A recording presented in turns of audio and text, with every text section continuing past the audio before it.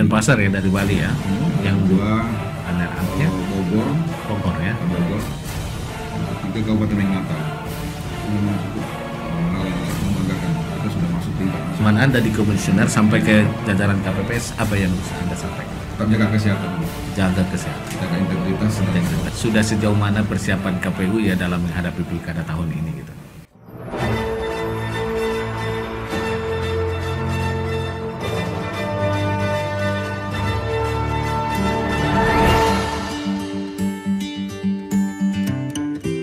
...102,6 FM saturasi suara satu kata penumpang pasti selalu di hati. Terima kasih Anda masih tetap bersama kami di Ruang Paslah Cerdas dan Inspiratif mengungkap cerita di balik berita. Kali ini kita masih bersama Ketua KPU Mandailing Natal. Sekitar saat ini kita sudah berada di formasi pukul 11 lepas 10 menit. Masih ada waktu kita sekitar 20 menit lagi hingga formasi pukul 11.30. Nah, sahabat di Istat FM, kita coba sapa dulu nih Pak Fadilah Sarip yang lagi nonton. Ini ada Salman Rais, terima kasih ya jempolnya. Kemudian ada Ali Daswar Pulungan juga, sama pagi aja buat Torkis Ahmad, selamat pagi. Nih Pak Fadilah Sarip, bisa KPU Mandailing Natal berintegritas tinggi, semangat Ketua KPU Mandailing Natal, katanya KPU Madinah mantap gitu. Ini dari sini memang banyak apresiasi nih. Iya. Nggak ada yang mau bertanya apa nih gitu kan. Ini baik, bagi Anda yang ingin bertanya langsung boleh tulis di kolom komentar kita di live streamingnya di Radio Stat 102,6 FM, atau mungkin bisa lewat WA juga di 081291721177. Apa yang perlu disampaikan sama mereka yang lagi nonton nih? Ya, terima kasih atas apresiasinya. Ini juga terus membuka diri untuk menerima hal-hal yang sifatnya positif ya, untuk perbaikan-perbaikan ke depannya. Iya. Ini Muhammad Salman Rais jempolnya 3 nih di KPU katanya. Iya. Karena dia yang ada di Silon kali. Salman Rais. Terima kasih Pak Salman Rais, ketua salah satu ketua partai politik yang ada di sini ya. Kemudian juga semua yang lagi mengikuti siaran kita ini live di media Facebook dan juga di radio kita di Stat 102,6 FM di frekuensinya 102,6.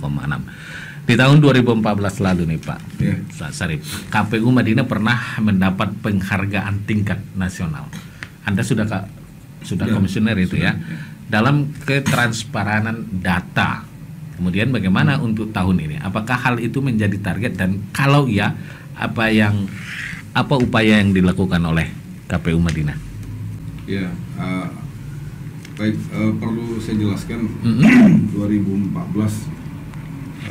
KPU Kabupaten Natal mendapat penghargaan tingkat nasional ya. Jadi kita kemarin juara 3 masalah itu. Juara 3 itu tingkat nasional atau? Iya, juara 3 nasional khusus kategori yang ketransparan data ya. Transparansi informasi pemilu. Waktu itu 2014 yang juara satunya itu KPU kota, kalau nggak salah kota Denpasar ya, Bali. Denpasar ya dari Bali ya. Yang kedua runner up-nya Bogor ya. Bogor. Yang ketiga Kabupaten Natal. Itu memang cukup hal yang sangat membanggakan. Kita sudah masuk tingkat nasional. Itu masa periode sebelumnya ya. Iya, periode sebelumnya. Tapi Anda sudah menjadi komisioner ya? Sudah. Saya juga sudah menjabat KPU. Kebetulan pada saat itu saya menjabat Koordinat Hukum dan Pengawasan. Ya. Ya, alhamdulillah. Kalau untuk Sumatera Utara, kita masih yang terbaik. Dari 33 kabupaten kota ya, alhamdulillah. KPU Madinah masih bisa lah untuk menunjukkan prestasinya. Iya. Dan itu targetnya seperti apa kalau yang sekarang ini? Apakah itu target, kalau iya gitu, apa upaya yang dilakukan oleh KPU Mandailing Natal, sudah sejauh mana persiapan KPU ya dalam menghadapi pilkada tahun ini gitu? Kalau target Bang pastilah ya, intinya apa yang sudah kita raih masih dipertahankan minimal ya. Nah, dan di luar itu kita juga punya target-target lain untuk memberikan prestasi-prestasi yang mungkin yang kategori-kategori di luar transparansi informasi pemilunya.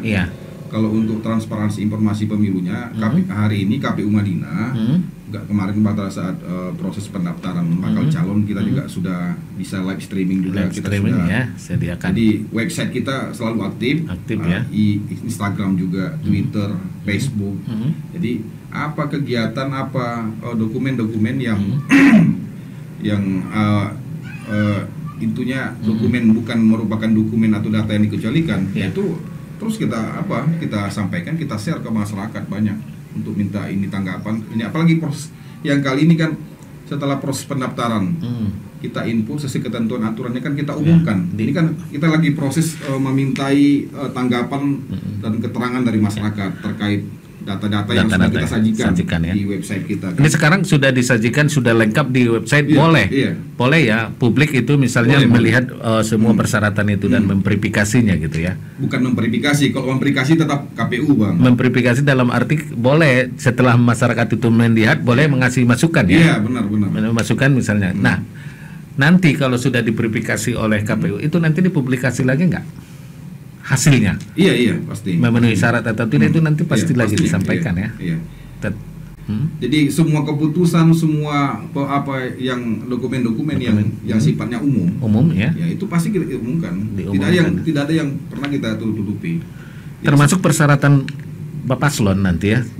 Pasangan calon ini semua dari apanya itu nanti kan yang berkaitan dengan syarat mereka itu dipublikasikan lagi ya. Iya, sudah kita publikasikan dan hari ini kita sudah meminta tanggapan masyarakat terkait dari syarat calon yang sudah disampaikan ke KPU. Kita sudah sampaikan di website. Ini loh syarat calonnya. Nah, seandainya Bang Paslan ini mau jadi anggota calon bupati, Bang Paslan itu seperti ini.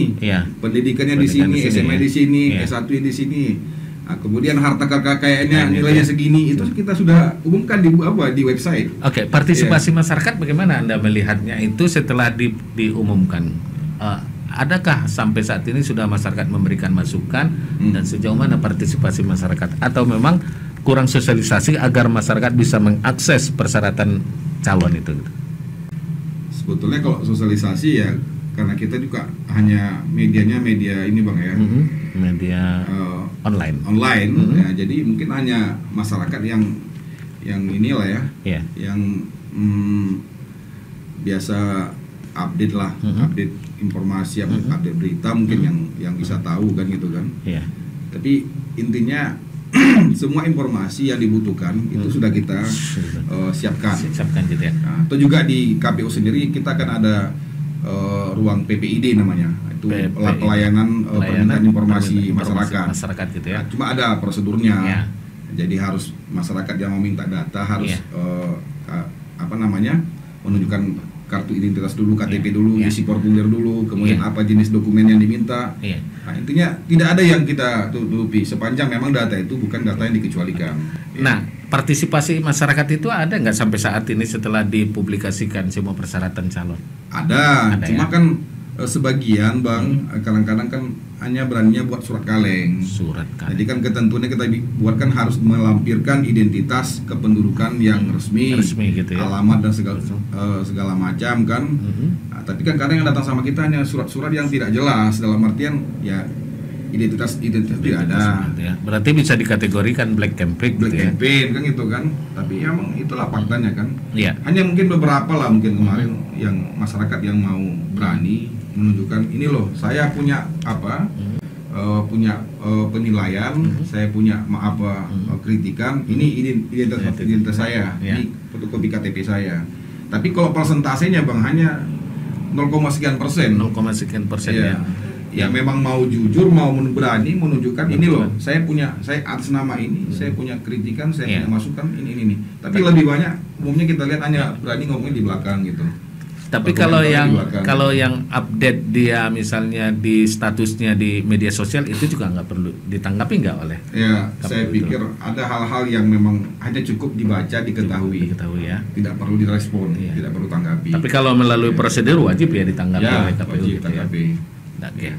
Nah, terkait dengan sekarang pelaksanaannya sudah sejauh mana sebenarnya persiapan KPU untuk melaksanakan menyelenggarakan pilkada ini? Posisi hari ini kalau dari segi tahapan bang kita sudah masuk ke pemeriksaan kesehatan ya. pemeriksaan kesehatan Bapaslon. Itu kan sesuai jadwal, itu tanggal 12 kita sudah umumkan itu. 12 itu diumumkan hasil pemeriksaan kesehatannya hasil pemeriksaan kesehatannya. Kalau untuk Bapaslonnya, untuk penetapan Bapaslonnya itu kan pasca verifikasi berkas dan lain-lain, itu kan sesuai jadwal di tanggal terbang ya. Berarti Bapaslon saat ini masih berada di Medan ya. Pelaksanaan hari ini ya pemeriksaan kesehatan itu menyeluruh ya, general check up. Iya, jadi kalau untuk pemeriksaan kesehatan sendiri ada 3 kategori Bang ya, yang kemarin yang diapai, yang diuji, yang laksanakan pemeriksaannya. Yang pertama itu tes rohani ya, kesehatan rohani, itu tes psikologi. Itu di tanggal 8 sudah dilaksanakan di Hotel Santika Diandra. Kemudian untuk tes kesehatan jasmani dan bebas narkoba, itu sesuai jadwal yang kita terima dari Rumah Sakit Adam Malik itu kan seharusnya tanggal 11 ya. Tanggal 11, tapi karena kondisi jarak tempuh dan lain-lain sehingga waktu banyak tersita di Medan setelah tes psikologinya, kita mohonkan kepada Direktur Rumah Sakit Adam Malik Medan supaya untuk penambahan supaya untuk jadwal Kabupaten Medan Natal dimajukan. Jadi menjadi dari yang seharusnya tanggal 11 menjadi tanggal 9. Tanggal 9 ya.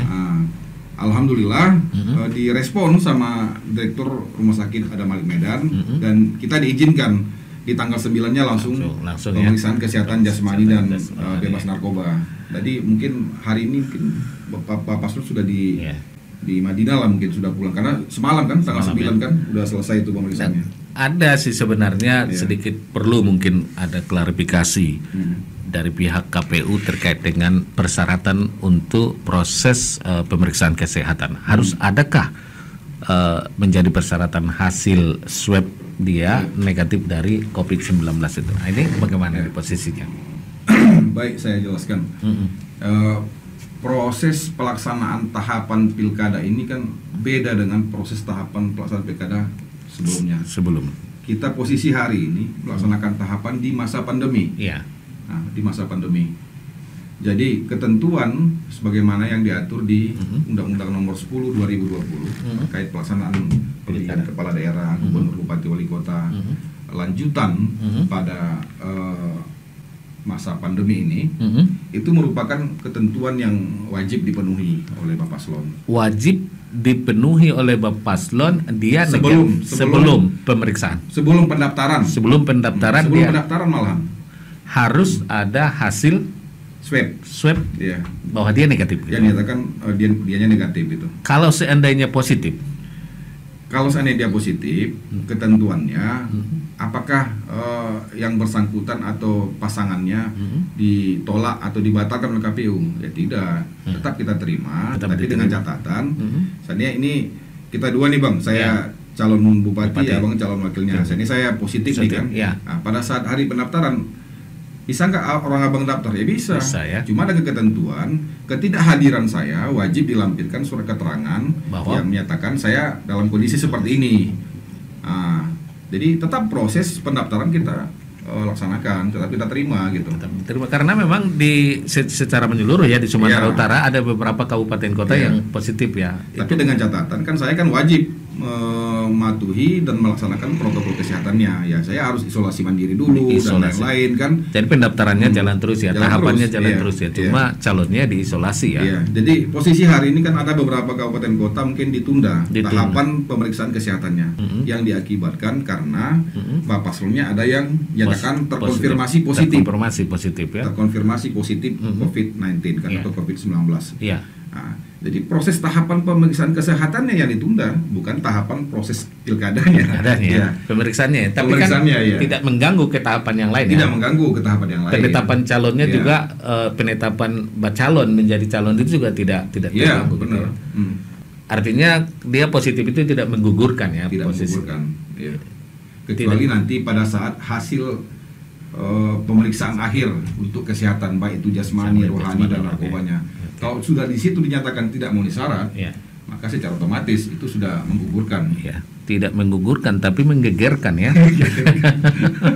Geger itu jadinya ya. Jadi kalau seandainya nanti kejadian seperti itu Bang kan, dalam artian setelah proses kesehatan jasmani, rohani, bebas narkoba dijalani, kemudian keluarlah hasilnya. Ternyata seandainya kan kita tadi nih kita umpamakan berpasangan, Bang Faslan dinyatakan tidak memenuhi syarat secara kesehatan.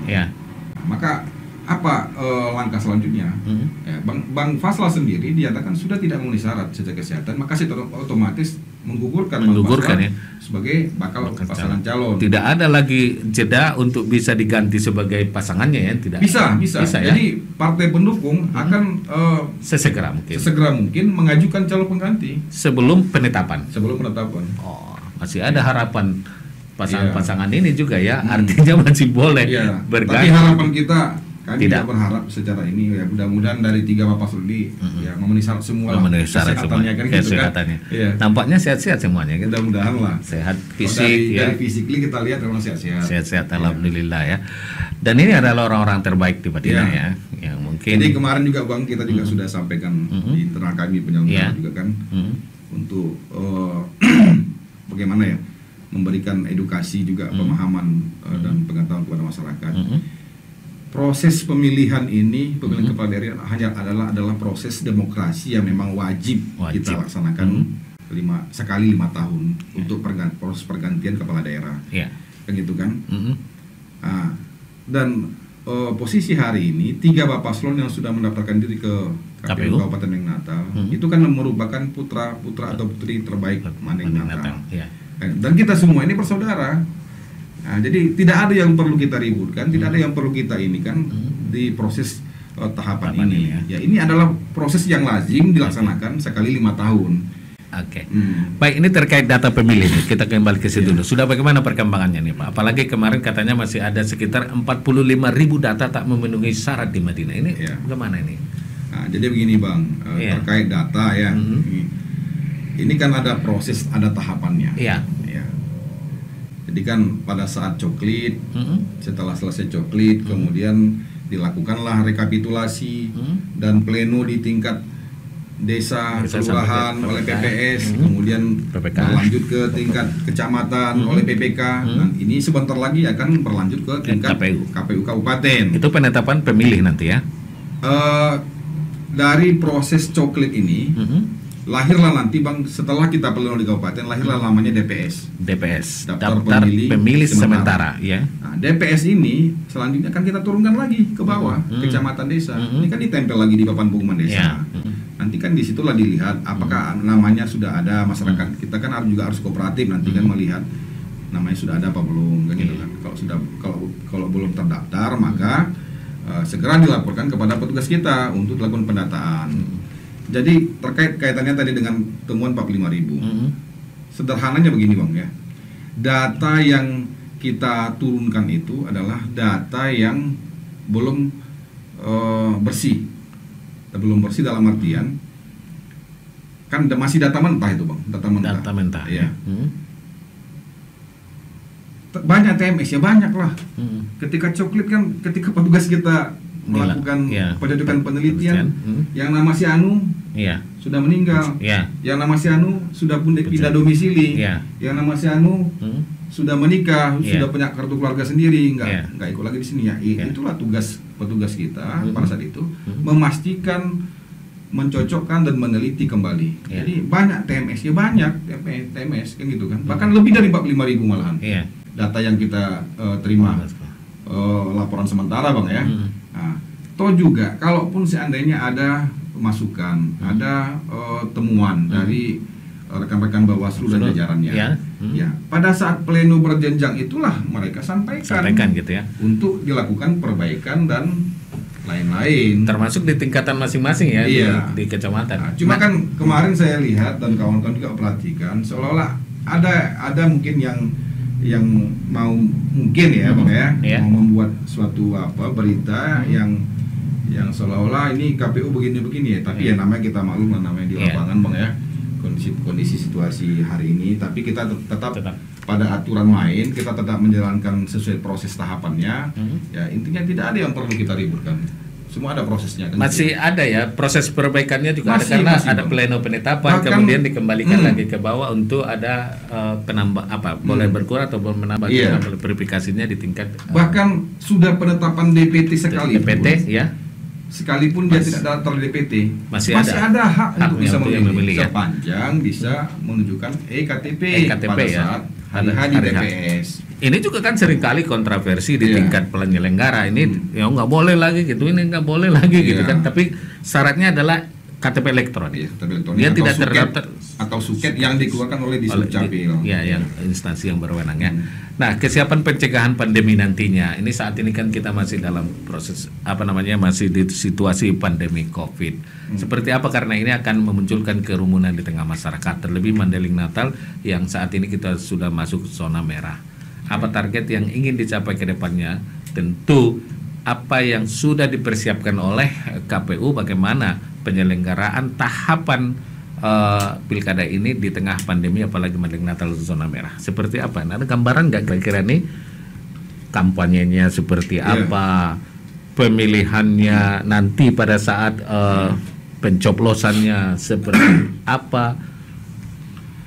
Terkait pelaksanaan pemilihan kepala daerah ini Bang ya, di masa pandemi ini, seperti yang saya jelaskan di awal tadi, ini kan sudah diatur di ketentuan peraturan KPU nomor 10 tahun 2020. Jadi kalau kami penyelenggara sendiri sudah dibekali dengan APD, alat pelindung diri, terkait dengan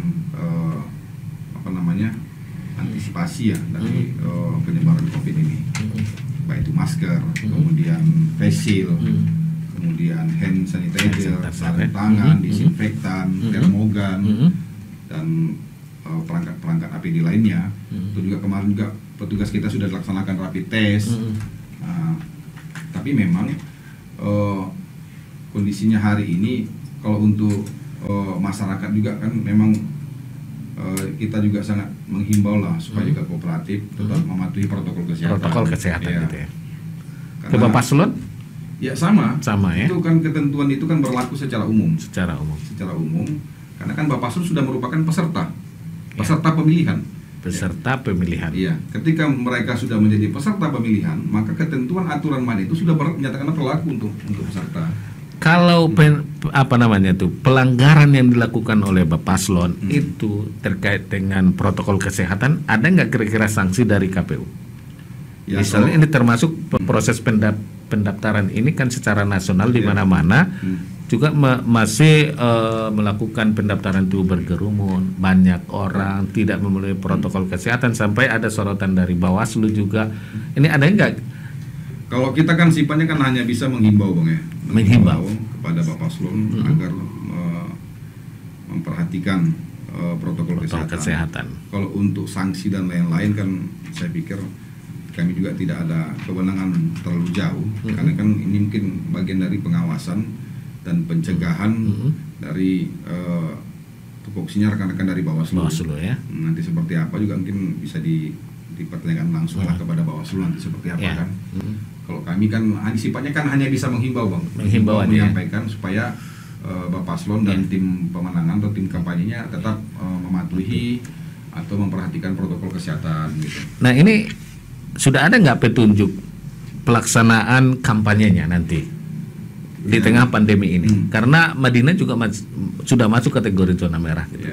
Ada pertemuan terbuka, adakah masih pertemuan tertutup atau seperti apa? Ini gambaran sedikit saja misalnya yang harus dijalankan pada saat kampanye di tengah pandemi ini. Sampai hari ini kan kita belum ada terima peraturan KPU terkait tata cara kampanye. Mungkin masih proses RDP. Tinggal nanti kami sifatnya menunggu Bang. Ya. Kalau ketika aturan itu sudah diturunkan oleh KPU, ya kami tinggal jalankan dan sampaikan pola kampanye seperti ini. Tapi kalau posisi hari ini kita belum bisa atau belum berani menyimpulkan seperti apa nanti polanya. Tapi tetap saya yakin dan percaya tetap akan mengedepankan protokol kesehatan.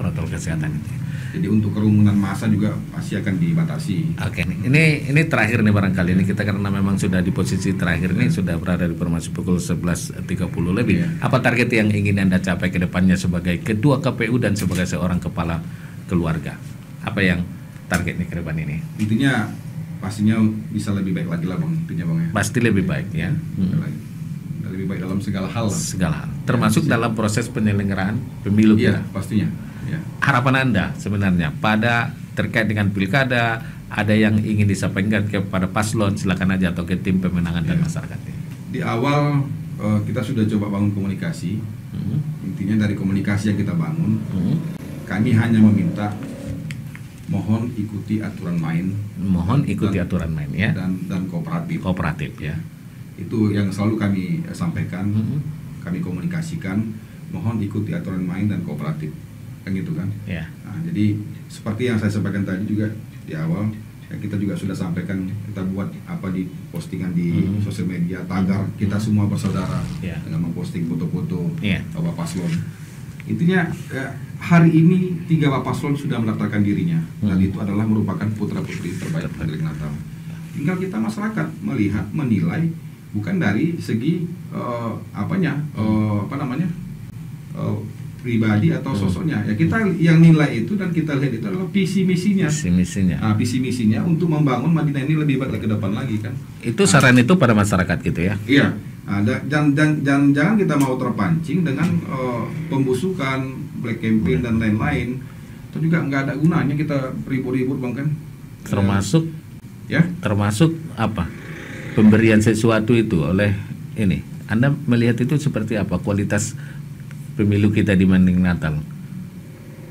Ya, saya tidak berani cerita kalau yang kaitannya dengan persoalan itu ya. Intinya harapan kita secara umum ya, intinya dari gambaran ikuti aturan main dan kooperatif itu kan sudah tergambarkan semua itu. Saya tidak akan mau mengurai seperti apanya pola yang harus terjadi nanti ke depannya. Tapi harapan kita yang transaksional itu terkait masyarakat harus lebih cerdas lah, harus lebih pintar menjatuhkan pilihannya nanti berdasarkan visi misi dan program kerja yang disampaikan oleh para paslon.